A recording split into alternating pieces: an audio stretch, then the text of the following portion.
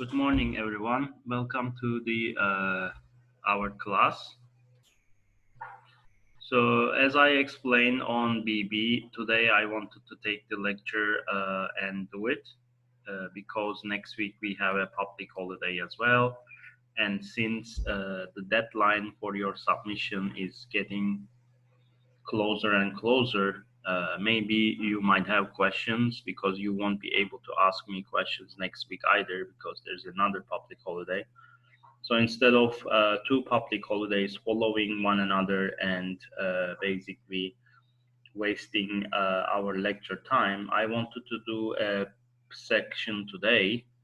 So in case you need any help, you need some kind of practice, or you want to ask questions, I will be approachable. And that is why, although being a public holiday and not an official lecture day, I wanted to meet today, okay, just to check you on how you're doing and if everything goes well. Basically, our subjects are all finished, as you know. We only have a very, very brief topic left that we did not cover in this course. Everything else is already covered. I also uploaded the channel with data grid and everything. And last lecture, I showed you the date time picker, if you remember. Especially, I said this will be useful for hotel reservation or flight bookings, stuff like that. It could be useful because, even when in a library application, whenever you book something online, you have to give two dates, and this will be quite useful. So today I am going to show you system diagnosis, which is a very, very basic and straight away easy subject. It will be a relaxing subject. So basically how my lectures goes are usually they start really easy and then they go really tough. And then at the end, it goes easy again. That is the procedure I usually follow because I think ending the lecture with something easy always leaves a good taste about that lecture. So I dedicated this very last subject as an easy topic. So before we go and look at the system diagnostics, which is a very straightaway subject, do you have any questions to me? Any discussions, or we can even talk about how did you find this online experience overall, if you want to talk. Like I did my best to support you online, especially the channel.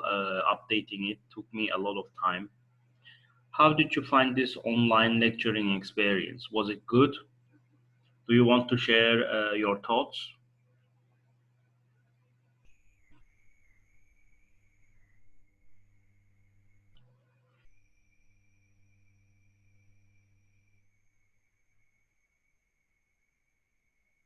Yes, anyone who wants to speak. You don't have an opinion? Good morning, sir. Morning. Yes, I really want to take our time to thank you for putting the materials out there on YouTube. It has been very helpful. And basically, because of that, I think the project has been a bit easier. So my experience so far is it hasn't been much of a difference, except for the parts where we have to meet physically. So it's been all around okay. Well, Thank you. obviously, if we had the chance to meet, this could have been much easier. So I don't really like online education. Trust me, it's not very easy for me either to do everything online. But I have so many students taking this course actually. Over 70 students are taking. Right now, I have only 15 participants. So not many people attend to the course for sure. But I think the ones that they attend, they really try their best. I was very happy about your progress in this course. I also checked the projects and they're not bad at all. Some of them are really good. I like them, the first project. I was expecting like not so good projects at first because I saw some of them weren't good. But then when I checked all of them, it was okay. It was more than okay. They are all right. So it's obvious that everyone tried their best. I'm happy about this class. I am not very happy, for example, my other courses, especially Introduction to Programming. I really dislike that course now because of how students behave. But this course is not like this. People are more, how do I say, more dedicated. Anyone else who wants to say something? Because this is probably one of our final lectures. I am not quite sure if we have another lecture after this one because, as I said, next week is public holiday. And the week after, your final exams will start. Just so you know, there will be a final exam, and the final exams will be online. And I want to provide you some information about this as well. Okay, someone is writing, sorry to interrupt, but big blue button close. Some people can sign in to Zoom. Okay, I will go there and re-invite people, no problem. Let me just go there. So as I was talking to you, the final exam will be online. I want to discuss about that one as well today. The final exam, I'm thinking to make it like multiple choice because I already gave you two big projects. So giving another project would be too much, I think, for one course. So that is why I want to do the final exam. The only person in this conference. A multiple choice question. The questions will be basically 20 questions on Moodle, and you'll be given a specific time to take it. And when you are giving this time within that time period, let's say 30 minutes, and you got to answer for 20 questions, each of them will be multiple choice.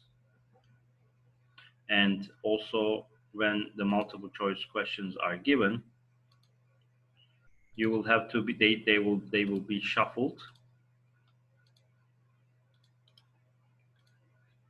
and each person will see different set of questions. When they actually look at the questions, they won't see the same set of questions. They will see different questions. Okay, so your first question and another student's first question will not be the same. And also the options will be shuffled as well. Your option as A will be different than another person's option A. One of the problems that, however, that you will have with this exam is that you won't be able to go back to the previous questions. And this is something I like to emphasize. In order to prevent cheating in the exam, I will prevent the future of going back to a previous question so that each person sees the questions in a different order. This is utterly important because if you are able to go to a previous question, then a student can contact with another student and agree on, giving the same answer or just cheat in the exam. So it's a precaution I need to take. I did this in the introductory programming class, and many students weren't very happy about it. I am not very happy about this decision either. Trust me, it's not my decision to do the exams in this way. I would prefer to do the exams in a classroom environment. But upon meeting with my department head and also with other lecturers, we decided to make the questions in a sequential way that you will not have the option to go back to a previous question. Okay? Because the model system with this way will allow or let's say reduce cheating as much as we can. Okay, one of the jobs of the lecturers is to be fair and to be good. If I give everyone an A in this course, I'll be the best lecturer ever. I'll be good. Will I be fair though? Is it fair to give everyone an A? So you need to catch a balance in between, okay? We need to catch a balance. I am on your side. I'm not against you. I want you to pass, definitely. I don't want you to fail. But I also need to make sure that cheaters are reduced or eliminated. So this is why I will make the question sequential. Once again, if you skip a question in the final exam, you won't be able to go back to that question. You will lose the mark. So carefully plan your strategy and answer each question, okay, before you skipping it. In the final exam, you will have 20 questions and each one of them will have 5 points. Overall, the final exam will be over 100% and 50 percentage of your overall mark. If you remember, I gave you 2 assignments. Those 2 assignments will make up the 50 percentage, and the final exam will be another 50, and you will cover the course. Now, do you have any questions about these things? You want to discuss the course? Do you want to ask final exam procedure? Please talk.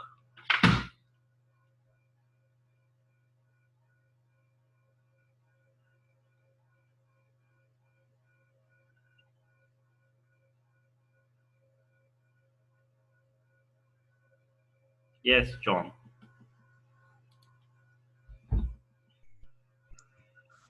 So, Yeah. I'm okay because I already written some exams in the midterm with that system. But I mean, the time limit is just the issue. I think that's just the issue for me.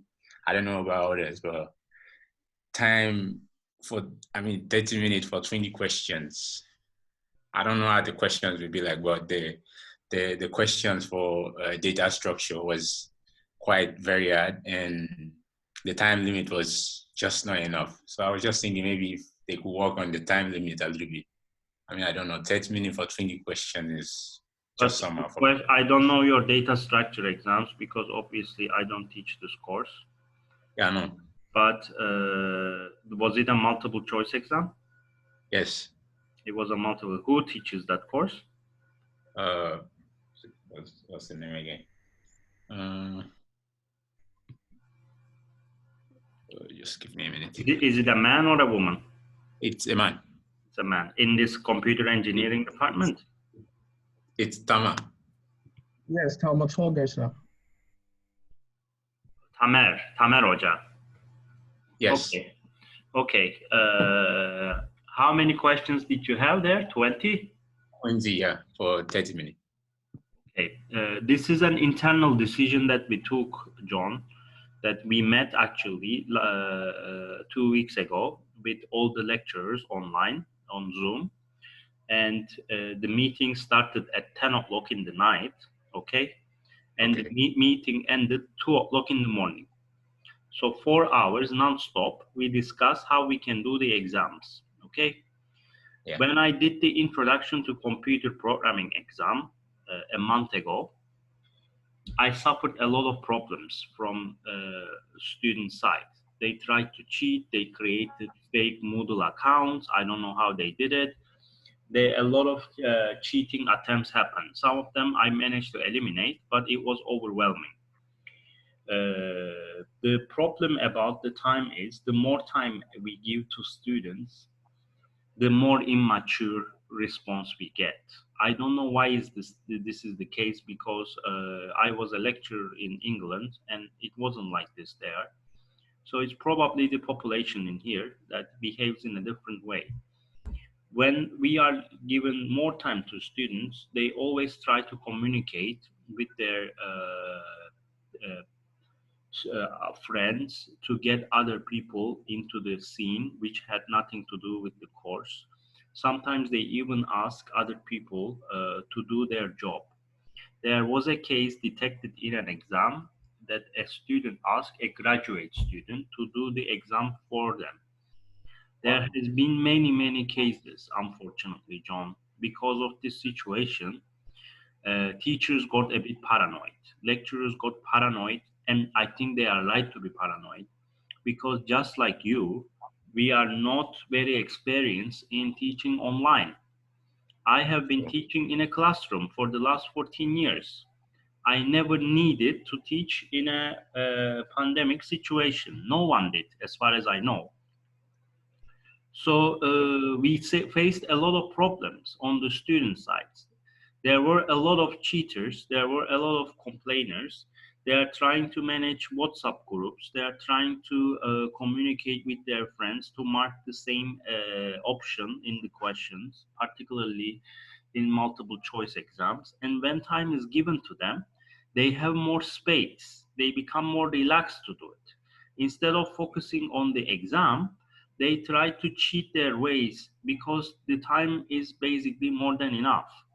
So one decision we took in that meeting is to keep the time as short as possible so that the students wouldn't even have enough time to talk to their friends and just enough time to finish the exam. Okay, that is Right. the decision taken by the department of the lecturers. And what they did is basically everyone is trying to apply the same thing in order to avoid and reduce cheatings. I am not saying that you are cheating. Don't misunderstand me. But No, no, I understand.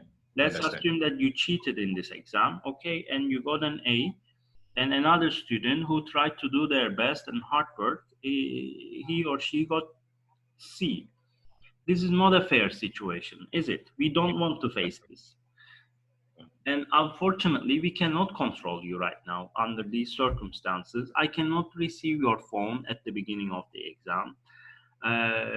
We can put some restrictions on JavaScript and browsers. We can detect the device that you are accessing, such as if you are accessing the exam from a mobile phone or from a computer. We can detect your IP, even block it. But what we can do is very limited, okay? And because there are some difficulties that we face, as you can see, we had to keep the exams as short as possible, okay? Because this Okay. otherwise will result a lot of problems and unfairness, I think. Do you understand the lecturer side? There are two sides of this story. You only see the side of yours. You only see the student side. But Right. there is also a lecturer side, okay? Yes. If that's the case, then it's good. It's very good idea. It's fine. Thank you. I might actually give you 5 more minutes. So instead of 30, I might make it 35, okay?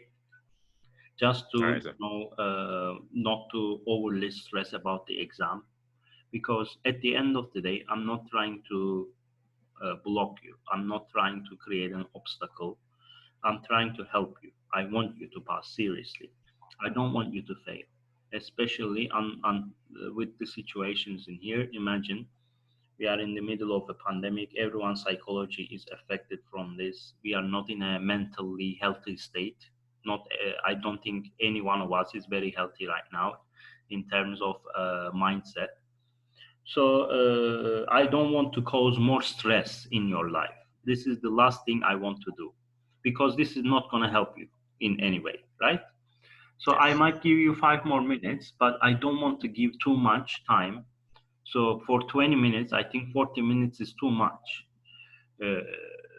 for 20 questions. Okay. So I will give you maybe 35 and keep a balance in between those students who want to complete and also not give enough time to cheaters. I think this will be the best solution, right? Thank you. Yes. Anyone else who wants to talk? Guys, we need to take these decisions right now. This is the time that you need to talk to me, because if you don't talk, as I said, we won't have another lecture next week, so you won't have the opportunity. Please talk right now if you have any issues. I'm giving you the option.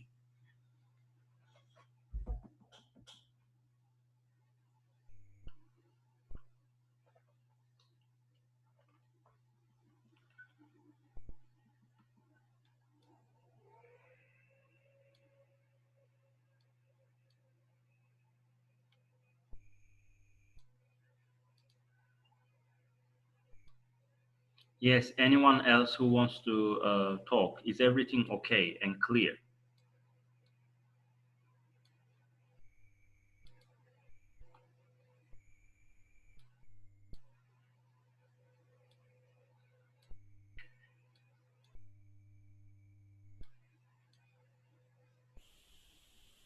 I assume since you don't want to talk, everything is clear.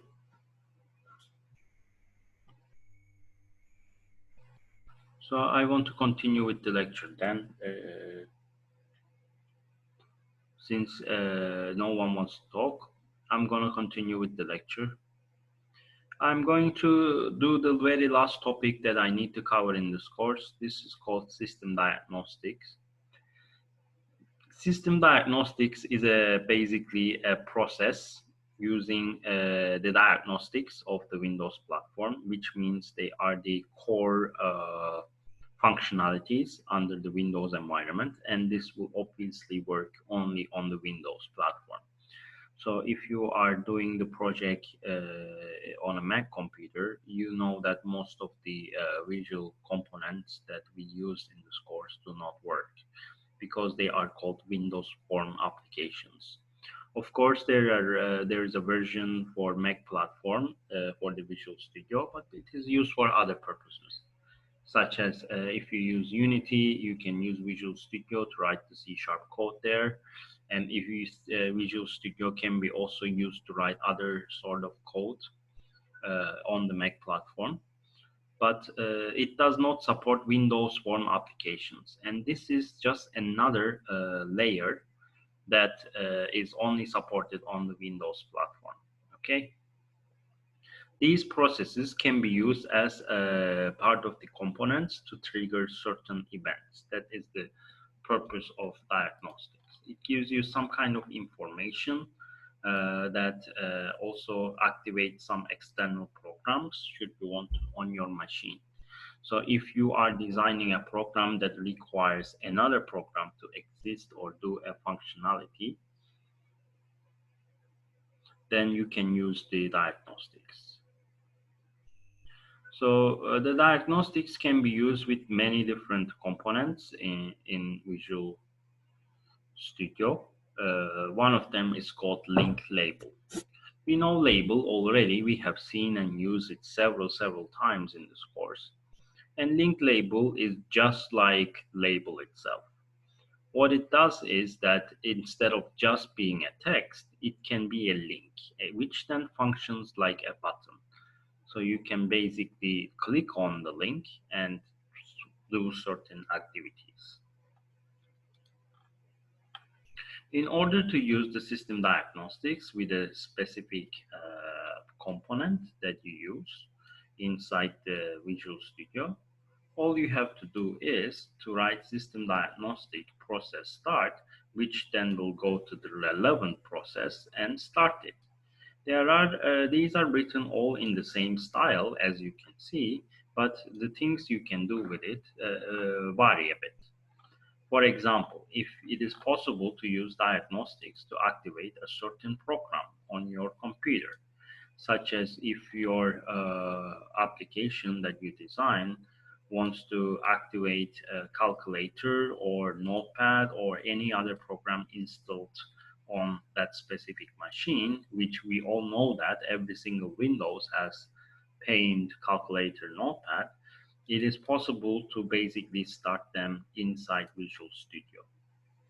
There is also the option to activate certain folder options, such as, for example, if you give the option the user to open a specific directory into the file, into the system, or go to a specific website in the application, it is possible to do these things inside Visual Studio.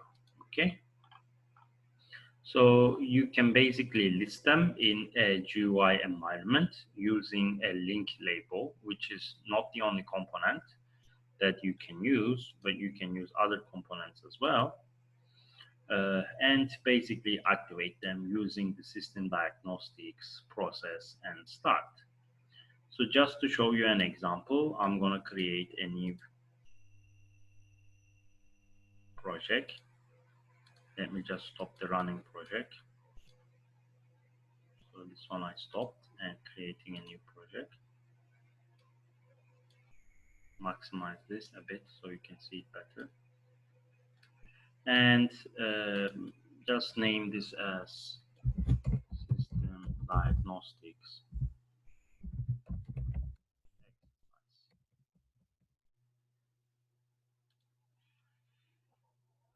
Now that we created the application, I'm gonna name it as the diagnostics.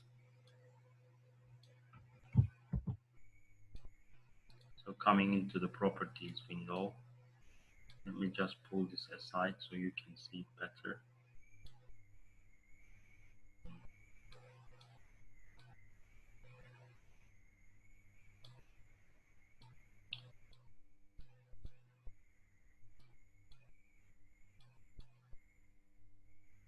So I'm going to right click to properties and pull the properties panel here. And this is obviously the properties of the form, since I just, right clicked on it. And what I'm going to do is to find the place where it says text and name my form, which will automatically change the title. Diagnostics example. And it obviously changed the title automatically. Now, to use a link label, all you have to do is to find the link label in here, drag and drop it, and you can set the properties as you have done several times before. It's a very straightforward procedure, as you can see. So I'm just selecting a font, making it quite big if I can, and give it a name. Open C drive. It is possible to add as many diagnostics with as many action as you like. It doesn't have to be on a linked list. It could be on other sort of components as well. It is possible that diagnostics, for example, can be triggered with a button. You don't have to actually use a link label. It is possible that you can do this stuff using a button.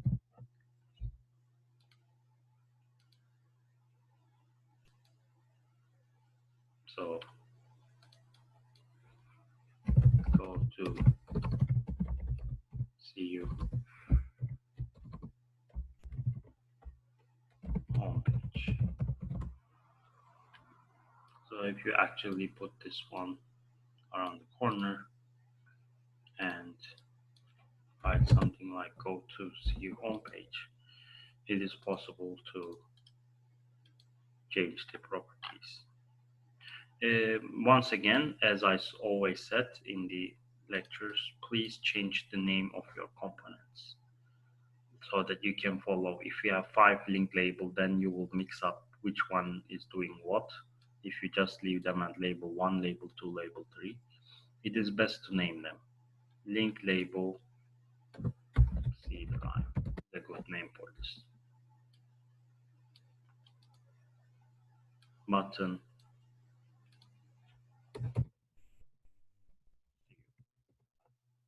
is a good name. It's at least it gives you a hint about what it does. Now all you have to do is using the system diagnostic process and put that statement into the component. It's a very straightforward procedure. You're just gonna double click on it and there's the link click, and all you have to do is to go there and type in system diagnostics process start, which will go to the C drive. Then you can do the same thing for the button, and instead of C drive, you're just gonna type the home page that you want to go. In this case, CU.tr. So using one functionality in C#, you can achieve too many things. It's a very straightforward, easy way to handle operations, basically. While being that easy, you can do multiple stuff, but unfortunately, this only works on the Windows platform. Don't forget that this will not have any effect on other platforms because essentially Diagnostics is a part of Windows component. Okay, it's not going to run on a Linux, even though you can actually use Visual Studio on other platforms. It won't support this feature because this is something very, very Windows specific. So just to show you, I'm going to run this application. So we have the Open C drive. I'm just going to click on it, and as you can see on my list, my C drive is opened up. I see my folder there. I see a database that I was working on. It's being used. And we have some other folders that Windows basically create, okay, or some other applications create. And as you can see, it's the C drive being opened up. So going on to the home page, if you click on this, you will see that it will open up with my default browser, whatever your browser is, the home page for CUADTR, as you can see. So you can browse down, see the website. So one of the wonderful things about the Diagnostics is it always works in the same way. You see, it is possible to trigger some programs should you want to, and all you have to do is just type the name of the software there. That's it. It will automatically find the software and activate it, which is a wonderful thing. No need to define the location because the diagnostic will do it automatically. Many of the external functionalities can be used and be achieved using Diagnostics, which is a very powerful, but unfortunately a very Windows specific way. So if we come here, open calculator, we're gonna link label calc, and if we double click on it, all we have to do is to go there and just type the calculator.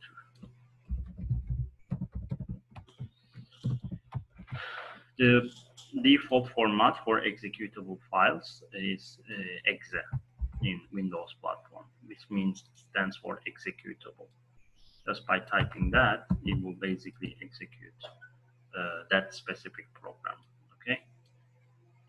So running this application now, once again, we have open calculator, and it will open up the calculator on my screen. As you can see, open C drive, open calculator, go to C homepage. Okay, that's system diagnostics. Very, very straightforward and easy subject compared to the other subjects we covered. I really wanted to put this subject at the end because I feel like it's a bit of a fresh air after dealing with, complex subjects like data grid view and XML. This is kind of like a bit of fresh air. Now, I finished everything about this course. Data grid, data time picker, link label, everything is finished now. I'm in the last 5 minutes of the course. So if you have any questions to me, I will stay online and I can answer your questions. If you do not have any questions, I will end the lecture here. So you got to decide what to do now, because I already said what I wanted to say about this course. Do you have any questions? Anything you did not understand?